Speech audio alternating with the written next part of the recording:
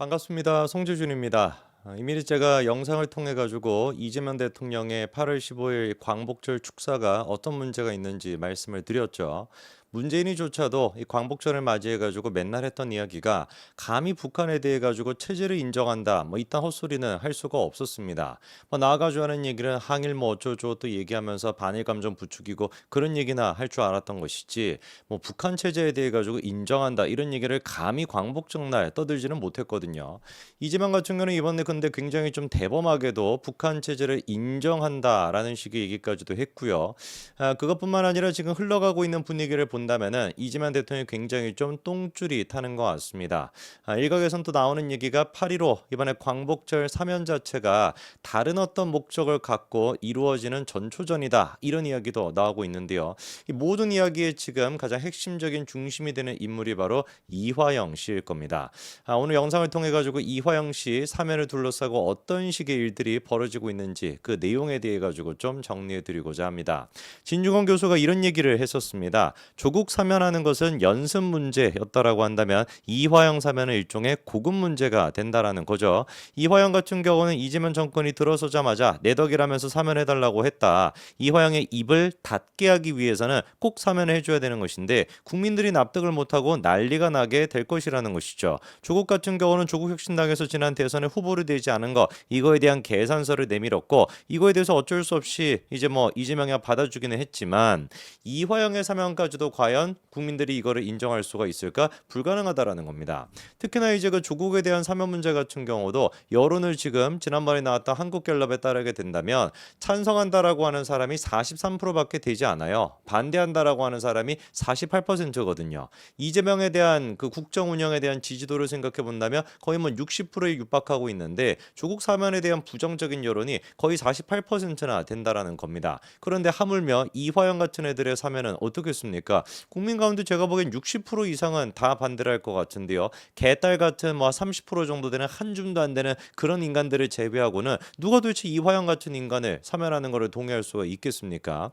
그러다 보니까 이재명 입장에서는 안 하면 이화영의 입이 터져가지고 지가 이제 터지게 되는 것이고 하게 된다면은 여론이 나빠져가지고 두들겨 맞게 되는 것이고 어떤 측면이 되든지 간에 두들겨 맞을 수밖에 없다는 거죠. 지난번에 이화영 같은 경우는 다른 사람들의 사면이 결정이 되고 자기는 배제가 되고 난 뒤에 입장을 밝혔습니다. 바로 이거였죠. 윤석열 검찰 독재에서 희생된 분들의 아픔이 치유되기를 바랍니다. 몸은 아프지만 묵묵히 견디며 검찰에 의한 대북송금 주작 사건의 진상을 반드시 규명하겠습니다. 이런 입장을 냈는데 이것도 제가 분석해 드렸습니다. 이화영이 지금 제일 처음 하고 있는 얘기가 뭐였습니까? 다른 사람들의 아픔이 치유되기를 바란다. 이게 무슨 말이겠어요? 나를 제외하고 이번에 사면이 된 사람들 축하한다. 약간 좀 비아냥거리는 그런 얘기 아니겠습니까? 그리한 다음에 나는 몸이 아프지만 묵묵히 지금 버티겠다. 뭔 소리겠습니까?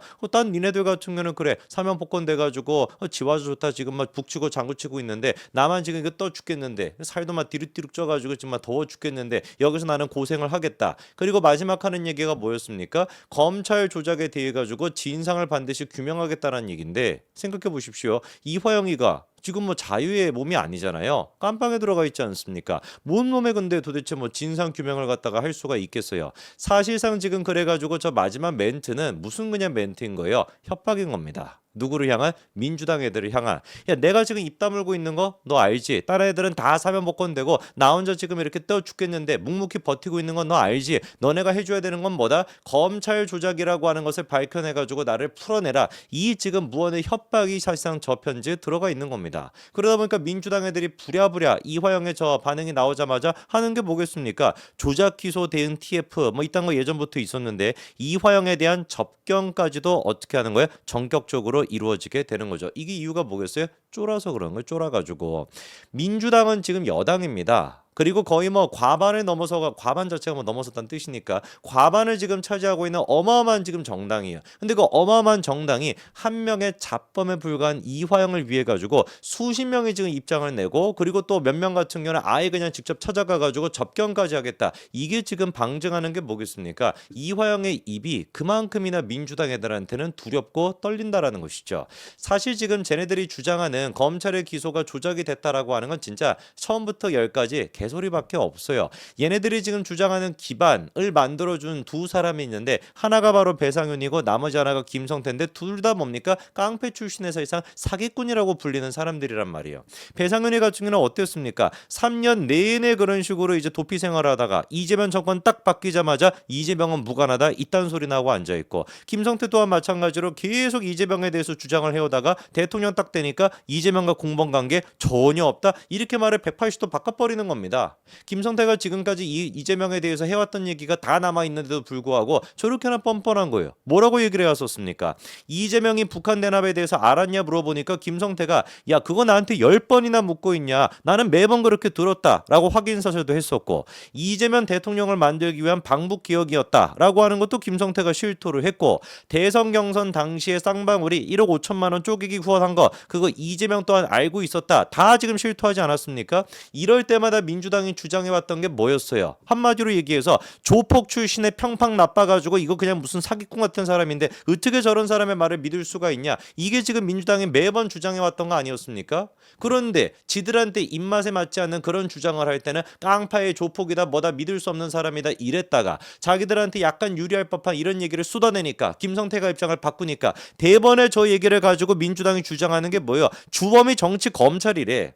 사건의 주범 자체가 검찰이다라고 하는 개미친 소리를 지금 떠들고 있습니다. 거기에다가 하나 더 얹어가지고 연어 술 파티, 이화영이가 주장해왔던 연어술 파티 법원에 의해 가지고 다 개구라라고 하는 게 들통났음에도 불구하고 또다시 민주당이 뭐라고 주장하는 거야? 연어술 파티 그거 사실인 거 아니냐? 검찰이 지금 조작해가지고 진술 조작해가지고 그래가지고 지금 유죄 받은 거 아니냐? 민주당이 주장하고 있는 내용뿐만 아니라 김성태의 주장, 이화영의 주장 모든 주장들을 갖다가 1심, 2심, 3심 모든 법원들이 다 확인을 했습니다. 사법 처리가 다 끝난 문제라는 말이에요. 그럼에도 불구하고 지들이 그렇게나 혐오했던, 그렇게나 무슨 뭐 사기꾼의 조폭이다 뭐다라고 했던 김성태 말을 빌려가지고 TF팀을 꾸려가지고 모든 공소가 지금 잘못된 것이다, 이화영에 대한 재판 자체를 무효로 만들어야 된다라고 하는 이런 개미친 소리를 갖다가 어떻게 할 수가 있습니까?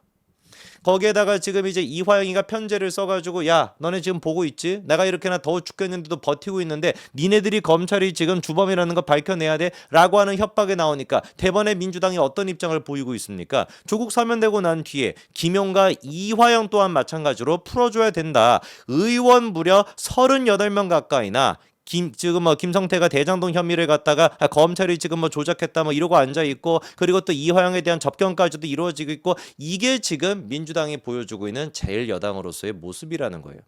이번에 그래가지고 8.15 사면에 대해 가지고 나오는 얘기가 뭡니까? 간단한 거예요. 이 사면을 통해 가지고 일단 이번 사면 같은 경우는 이재명에 대한 측근들을 사면시키지 않았죠. 야당이라고는 얘기합니다만 조국을 야당이라고 할 수가 있습니까? 그냥 고놈의 그나물의 그 밥인 것이지. 어쨌거나 야당 위주로 그런 식으로 사면해줬으니 다음 사면 같은 경우는 누구 차례다? 이재명 측근들을 하겠다. 그러니까 이게 전초전이다는 얘기가 나오는 거 아니겠습니까? 대본에 그래서 나오는 얘기가 8.15 사면 자체가 이화영 사면을 위한 일종의 빌드업인 것이다. 대북송금 뇌물 사건과 관련해서 이화영, 이재명에 대해 가지고 만약에 입을 연다면은 정권 자체가 무너질 수가 있다. 법원은 이재명에 대한 재판 기일을 정하고 있지 않은 것뿐인 것이지 완전히 중단한 건 아니라는 것이죠.